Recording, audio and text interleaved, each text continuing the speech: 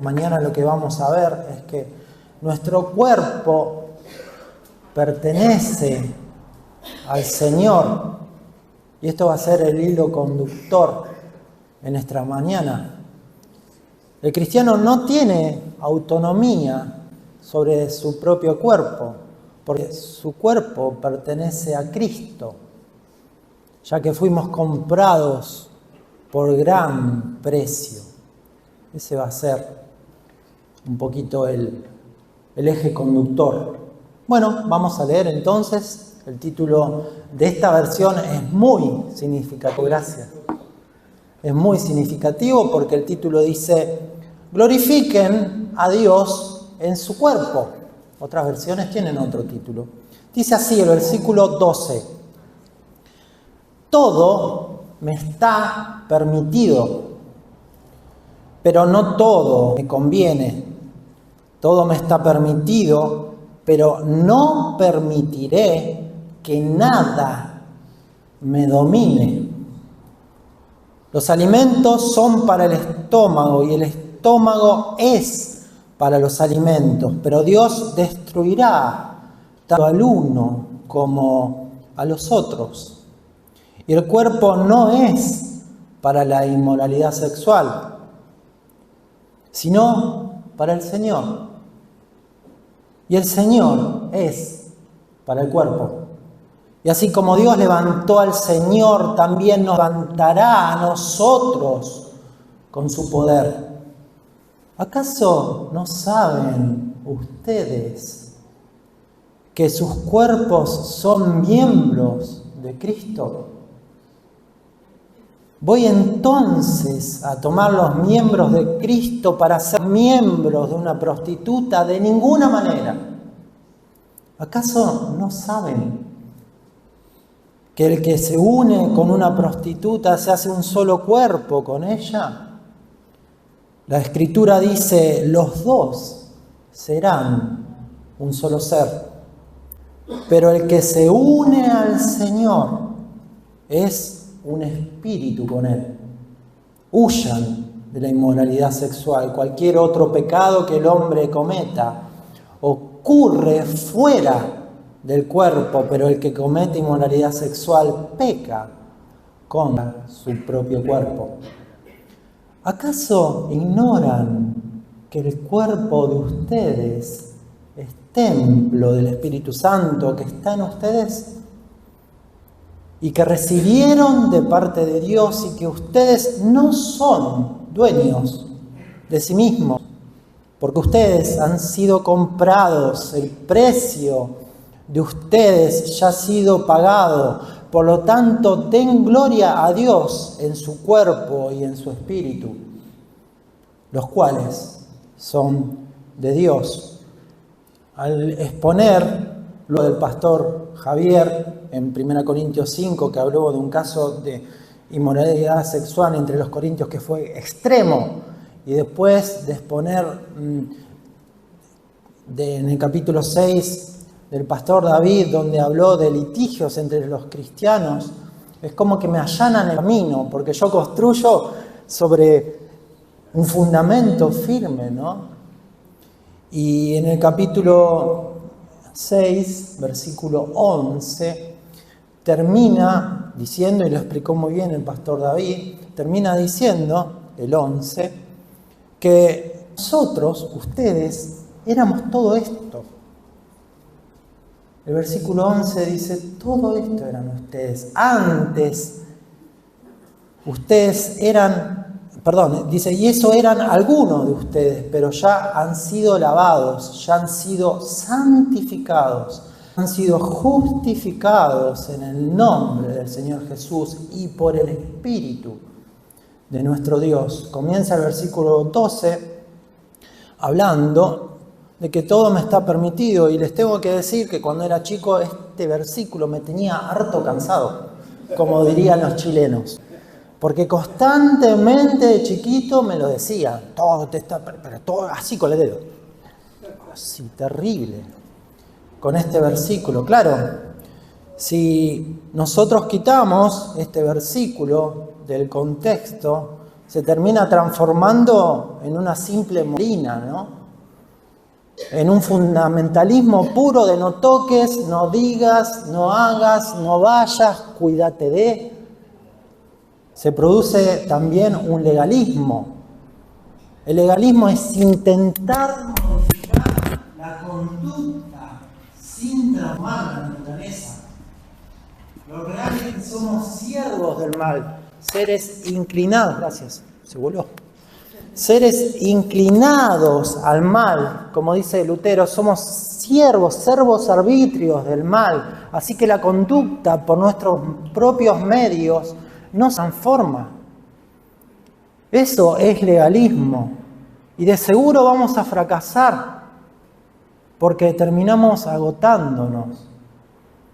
El Evangelio, en cambio, transforma el corazón, los afectos, la naturaleza, los deseos, la voluntad, porque no soy yo, sino Cristo en mí, y lo que vivo en la carne lo vivo por el poder del Hijo de Dios, el cual me amó y se entregó a sí mismo por mí. Eso es lo que dice Pablo. Eso es el Evangelio. Y el Evangelio con dudas, con luchas, con muchos inconvenientes, se vive todos los días. Pablo no tira frases como, che, dejen de hacer esto. Che, ¿por qué no dejan de hacer aquello? No. Pablo dice, ustedes son de Cristo. El Espíritu mora en ustedes. Han sido comprados, están unidos al Señor. Versículo 12 dice, todo me está permitido. Comenzamos a ver cómo la identidad precede, como la identidad es anterior al comportamiento. La identidad es lo que nos define dentro de un grupo. Yo soy de este grupo, yo soy de este partido, yo sigo tal o cual persona, me define dentro del grupo y fuera del grupo. Eso es la identidad. Ni hablar de la identidad que nosotros tenemos en Cristo, ¿no? Cuando nosotros decimos que tenemos una identidad en Cristo, evitamos caer en dos tipos de extremos. El primero es el libertinaje, porque si yo lo leo este versículo así, digo, bueno, dice, todo me está permitido. Eso es libertinaje. Puedo hacer lo que quiera, si total, soy libre en Cristo. Ahí ni por lejos entendimos el concepto del Evangelio.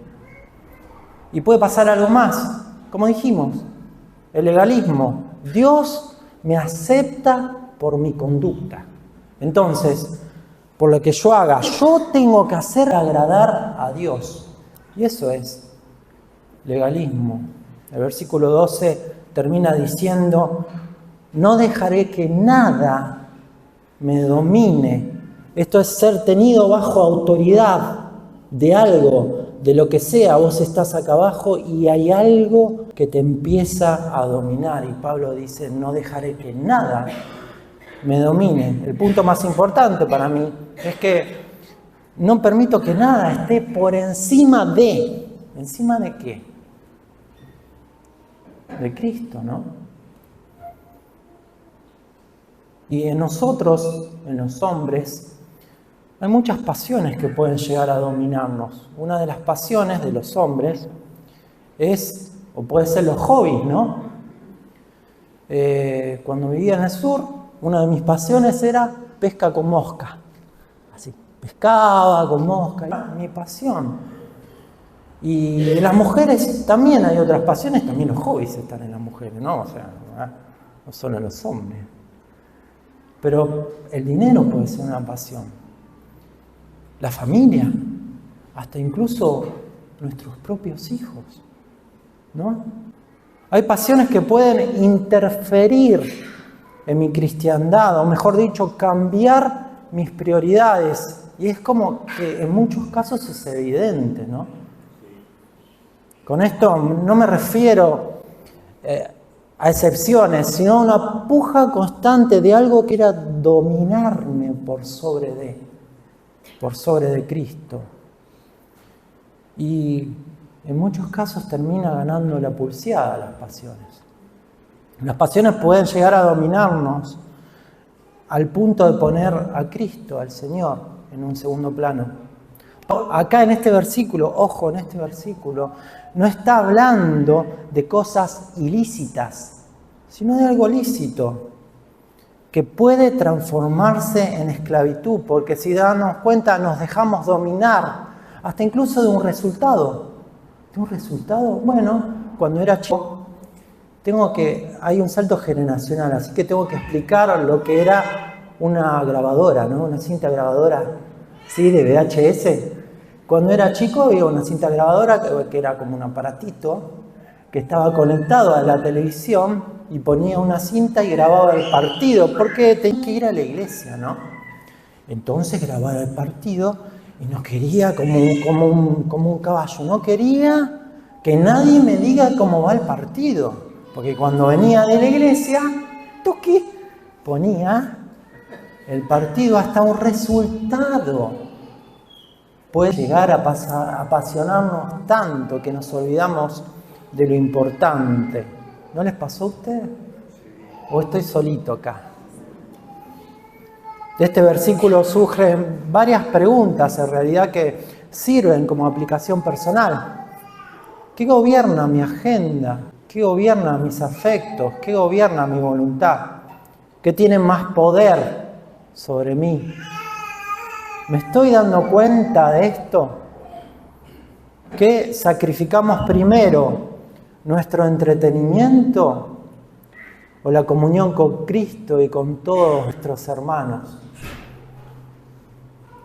Con lo que acabo de decir, para algunos de ustedes voy a resultar es un tanto contradictorio, ¿no? Espera, ¿no me habías dicho que el decir no hagas esto, no hagas no hagas esto, no hagas aquello se te transforma en un legalismo? ¿No me habías dicho eso? Yo te digo, no digo más. Bueno, mi respuesta es sí y no, pero esperá, sigamos leyendo. Versículo 13. Los alimentos son para el estómago.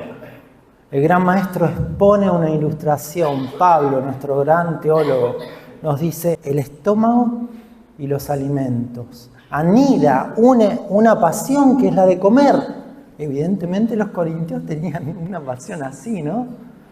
Pablo acá explica las pasiones que tenían ellos. Pablo combate la idolatría o la pasión en los alimentos. En mi casa nosotros venimos de una cultura eslava, de parte de mis padres, Rusia blanca, polacos, de parte de mi madre, ¿no? De parte de mi padre, Hungría, y como los italianos, algunos de ustedes lo son, nos gusta comer. Notamos y comemos, nos gusta comer. Pero, ¿qué hay de hacer un culto a la comida, ¿no? Como lo establece Pablo, y ese es el ejemplo que intenta transmitir. Bueno, a mi familia que está escuchando, algunos no han venido por temas de salud. Encima que nos juntamos, arroz. Un poquito de sal nada más, ¿no? Versículo 13 termina diciendo, y une. Dice, y el cuerpo no es para la inmoralidad sexual. Hasta acá yo venía bien. El versículo 12 es como que la veníamos piloteando, ¿no? Y ahora nos metemos en un terreno pantanoso. ¿Cómo salimos de esto? Si solamente pensamos en este versículo como si fuese un solo arbolito dentro del bosque, nos perdemos de vista todo el bosque con todo lo que hay en él. Ese quizás era el inconveniente que yo tenía y vivía de chiquito, cuando a mí me decían estos versículos, ¿no? Porque era como que se plantea en muchas iglesias el concepto de no, el de no hacer. Ni hablar de otras religiones, ¿no? De imposición de corte o de corte legalista. Ni hablar de movimientos doctrinales herejes que conocemos cerquita nuestro, lo digo literalmente. Donde las imposiciones son cada vez más fuertes. El no hagas, no digas. No solo Pablo en este versículo dice que en el versículo 13 Dice, y el cuerpo no es para la inmoralidad sexual, no solamente Pablo, sino también Pedro lo dice en 1 Pedro 2:11 y nos advierte que, instaba a los creyentes a recordar que no somos ni peregrinos ni forasteros y como tales debemos abstenernos de los deseos carnales que batallan contra el alma.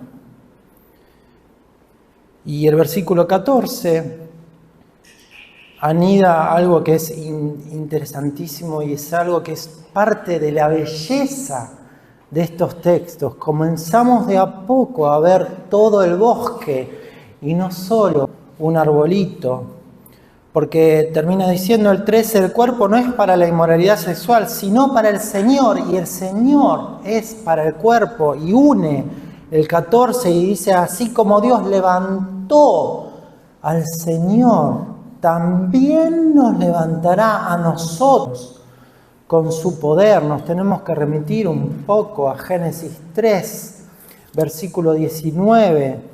El contexto era de que Adán y Eva desobedecieron a Dios y Dios les dice que vas a comer el pan con el sudor de tu frente hasta que vuelvas a la tierra, pues de ella fuiste tomado, porque polvo eres y al polvo volverás. Este concepto de polvo es para todos nosotros. Los que confían en Cristo superan la maldición de la muerte. Porque Efesios 2, del 1 al 10, los dejo para que lo puedan leer todo en su casa, pero el versículo 1 dice, a ustedes les dio vida cuando estaban muertos en sus delitos y en sus pecados. En lugar de temer a la muerte, los creyentes tienen la seguridad de la eternidad que inspira nuestra forma de vivir, la certeza de que al polvo volverás, deberá y debe humillarnos a buscar y seguir a Dios. Nuestro tiempo en la tierra es corto comparado con la eternidad. Pablo llama a nuestros cuerpos moradas terrestres en 2 Corintios 5:1.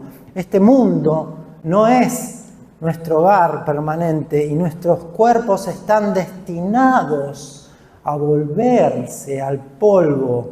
En la tierra gemimos. Estamos agobiados, estamos cansados muchas veces, estamos sin fuerzas. Sin embargo, la resurrección y la eternidad con Dios son una promesa para los que pertenecen a Cristo. 2 Corintios 5:4 dice, para que lo mortal, nuestro cuerpo, sea absorbido por la vida. No creen, esto entre nosotros, ¿no? No creen que muchas veces nos enredamos tanto en asuntos de esta vida que perdemos de vista lo que realmente importa. Santiago termina diciendo y recordando a los creyentes, Santiago 4:14, ¿qué es nuestra vida? Ciertamente es neblina que se aparece por un poco de tiempo y luego se desvanece.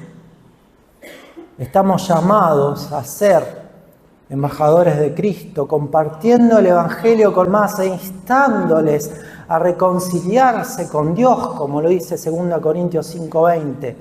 Dada la brevedad de nuestra vida, debemos tener en cuenta cómo vivimos. En lugar de vivir para nosotros mismos, vivamos para Dios y para ser Él. Porque Santiago 4, 16 y 17 termina diciendo que al polvo volverás. Y estos pasajes deberían hacernos recordar nuestro poco tiempo en la tierra.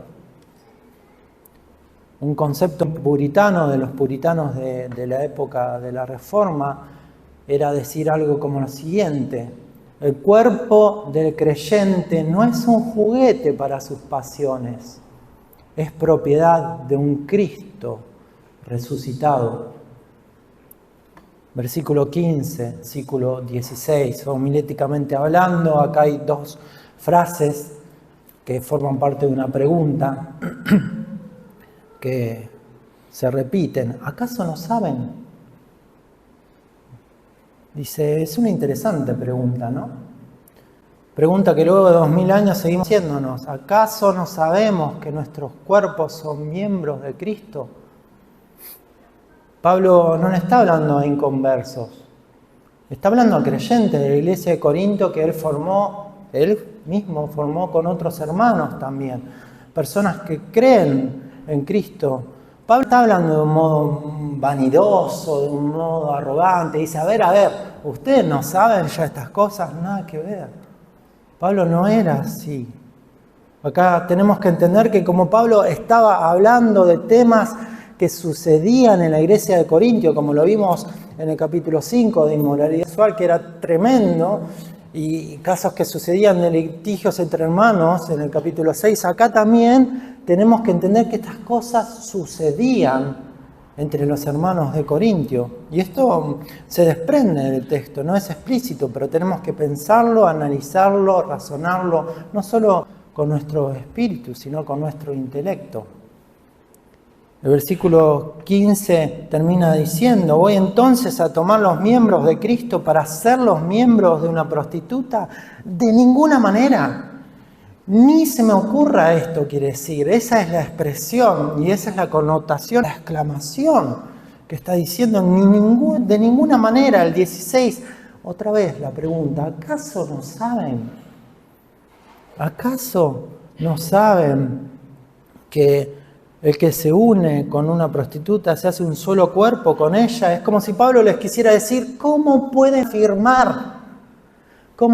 afirmar la unión con Cristo y actuar como si su cuerpo sea suyo y no de Cristo? ¿Cómo pueden hacer eso? Ni se les ocurra de ninguna manera. Como si el cuerpo estuviese dislocado, de un modo figurativo, claro, como si el cuerpo estuviese separado de la iglesia en modo general. Esto es importante porque no somos entes aislados, porque Cristo me salvó, me rescató porque soy hijo vivo, solo, solita, como si no necesitase nada más. Total, ya soy salvo. Es más, mira, te tiro otra que he escuchado, ¿no? Yo predico mucho más que todos los que vienen a la iglesia los domingos. En ningún pasaje de la Biblia se menciona que los cristianos vivían solos. Claro, aquellos que evangelizaban, sí, pero después, ¿a quién evangelizaban? Si seguimos con la idea de un bosque, no evangelizaban a un ciervo del bosque, a personas, ¿no? Y cuando esa persona se convertía, la discipulaban. Y después empezaban a armar la comunidad de fe. Entonces, no estamos solos. No estamos solas. Nuestro cuerpo es de Cristo, que es su iglesia. Y la iglesia está unida a Cristo, que es la cabeza. Acá Pablo apela a Génesis al decir, la Escritura dice, termina el versículo 16, la Escritura dice, los dos serán un solo ser cuando Dios crea a Eva, ¿no?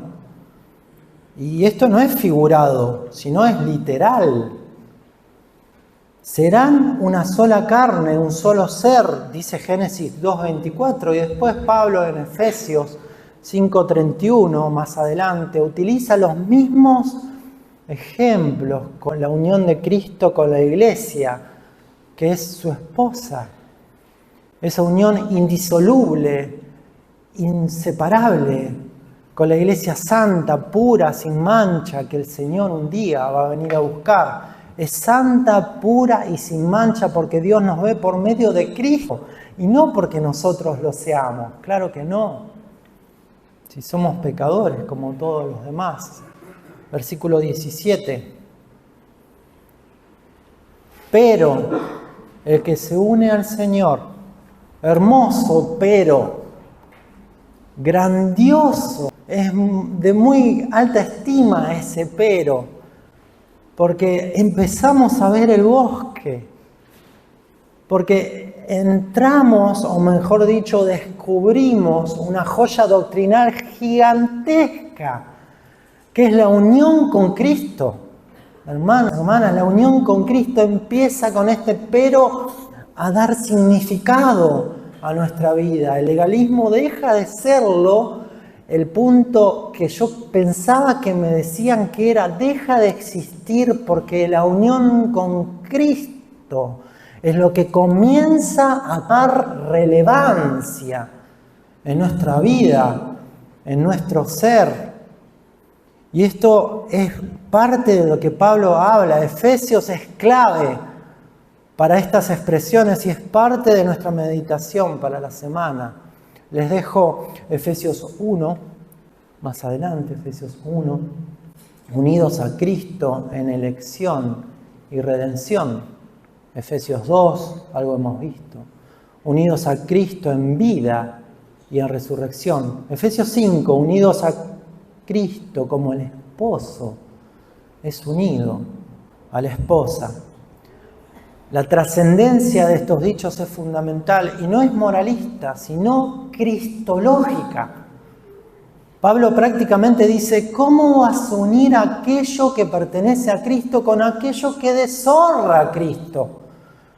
¿Cómo lo vas a hacer? Todo lo que expresa Pablo hace que el pecado sexual no solo sea inmoralidad, sino una contradicción contra la unión pactual con Cristo. Pablo en su segunda carta a los Corintios lo expresa de un modo más profundo, porque el nuevo pacto de Cristo con su iglesia ha sido establecido. Versículo 18. Huyan. Feugo es la palabra en griego. Escapen, eviten, corran. Huyan. Algunas versiones dicen estén huyendo, es un continuo constante de nuestras vidas y esto es terrible porque Pablo enfatiza el hecho de que este pecado puede llegar a afectarnos constantemente. Huyan. Sigue diciendo, pero el que comete inmoralidad sexual peca contra su propio cuerpo. Parecería a priori que para Pablo el pecado de inmoralidad sexual tiene una relevancia mayor a la de otros pecados. Yo entiendo que no hay grados de pecado, no sé ustedes. Dicho de otro modo, para Dios son todos graves porque atentan contra un Dios que es santo. Pablo explica que este pecado es contra nuestro propio cuerpo. ¿Qué quiere decir con esto específicamente? ¿A qué se refiere? Veamos primero lo que no dice. Pablo no dice que no sea el único pecado grave. Tampoco dice que Dios tolera unos pecados más que otros. Lo que sí establece es una distinción. Este pecado involucra el cuerpo de una manera única. Involucra a la persona íntegramente mediante sus emociones, sus afectos, su pacto, su intimidad. En fin, un gran etcétera. Es un pecado que contradice el diseño creacional, la unión con Cristo y el propósito redentor del cuerpo. La cultura que nos rodea trata al cuerpo como propiedad privada, ¿no? Y al sexo como consumo personal. Pablo responde a la cultura y dice, tu cuerpo no es autónomo, le pertenece a Cristo. Y escuchen esto, lo que Pablo está diciendo es que las consecuencias de este pecado son mayores a las de otros pecados. ¿Y por qué? Porque involucra todo el cuerpo, a nuestro cuerpo, y al de otro. Tremendo, es muy serio. Versículo 19, y es el título de la predicación que me estuvo haciendo pensar y meditar todo el tiempo que tuve que preparar esto. Acá se ignoran. ¿Existe una ignorancia de los cristianos de Corinto que viven carnalmente? A veces creo que el hombre ignora voluntariamente porque quiere preservar y perseverar en su pecado. no siempre es ausencia de luz, sino rechazo a la luz de Cristo para que ilumine todo nuestro cuarto, toda nuestra casa. No queremos darle a Cristo la posibilidad de que toda la habitación, lo íntimo de nuestra vida, sea iluminado por Él. Versículo 20. Ustedes han sido comprados. Otra versión agrega por precio. En esta versión el precio lo tiene, pero en diferente lugar del texto. Ustedes fueron comprados. El precio no fue ni plata ni oro, fue un precio pagado con sangre. ¡Con sangre!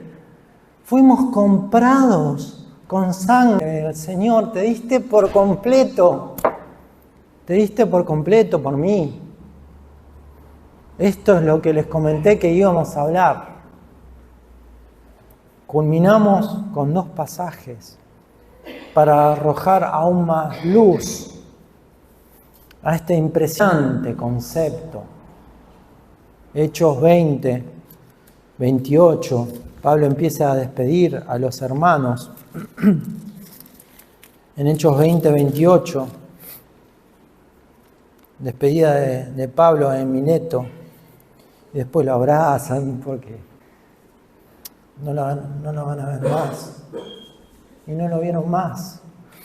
Pablo 20, 28 dice: yo les ruego que piensen en ustedes mismos y que velen por el rebaño sobre el cual el Espíritu Santo los ha puesto como obispos para que cuiden de la iglesia del Señor, que Él ganó por su propia sangre. 1 Pedro 1, 18. 1 Pedro 1, 18 al 20. Dice: ustedes saben que fueron rescatados de una vida sin sentido, la cual heredaron de sus padres, del pecado original que vimos en Génesis.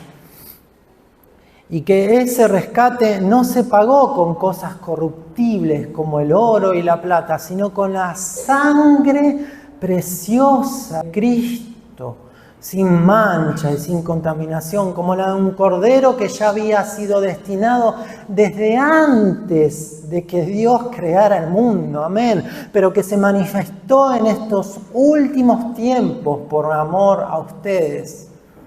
Demos gloria a Dios con nuestro cuerpo y con nuestro espíritu, porque son de Dios. Este pasaje y en anteriores pasajes también vimos en 1 Corintios 3, 23, que Pablo dice: y ustedes son de Cristo, y Cristo es de Dios. Esta es la profundidad del Evangelio, hermanos, hermanas. Cristo en nosotros, esperanza de gloria. Hay que entenderlo, hay que vivirlo, hay que profesarlo, hay que contarlo. Cuando vivimos esta realidad tan cercana, tan palpable, vemos el bosque, dejamos de ver un simple arbolito y se ilumina en nuestra vida la inmensa creación que Dios establece para aquellos que le aman. Cuando vemos el bosque, vemos eso, vemos inmensidad y no comprendemos el por qué a nosotros, pero vivimos por fe, esperando a un Dios santo que se dio todo por nosotros y se da cada día. Dios no está lejano. Como conclusión final, en esta mañana, solo decirles: ¿tenés un pecado que te agobia? ¿Sentís que no podés salir? Andá a los pies de Cristo, humillate ante Él, háblalo con tus hermanos, con tus hermanas. No estás solo, no estás sola. Amén. Gracias, Señor, por tu palabra, porque fue expuesta en esta mañana. Porque Cristo está en nosotros y Cristo es esperanza de gloria, Señor. porque esta vida es pasajera, Señor, porque somos polvo, Señor, pero vos nos levantaste por medio del sacrificio inmenso, por la sangre que no tiene precio de Cristo, que pagó por cada uno de nosotros, Señor. Te pido en esta mañana por cada hermano, por cada hermana con necesidad, Señor, para que tu Espíritu Santo ilumine, para que llene el cuarto con tu luz, Señor, para que podamos todos darte cada espacio de nuestra vida, para que puedas transformar todo nuestro ser, nuestra vida, y una vez, Señor, que todo nuestro ser y nuestra vida es transformado, ahí sí, Señor, te queremos honrar con nuestro cuerpo. En tu nombre. Amén.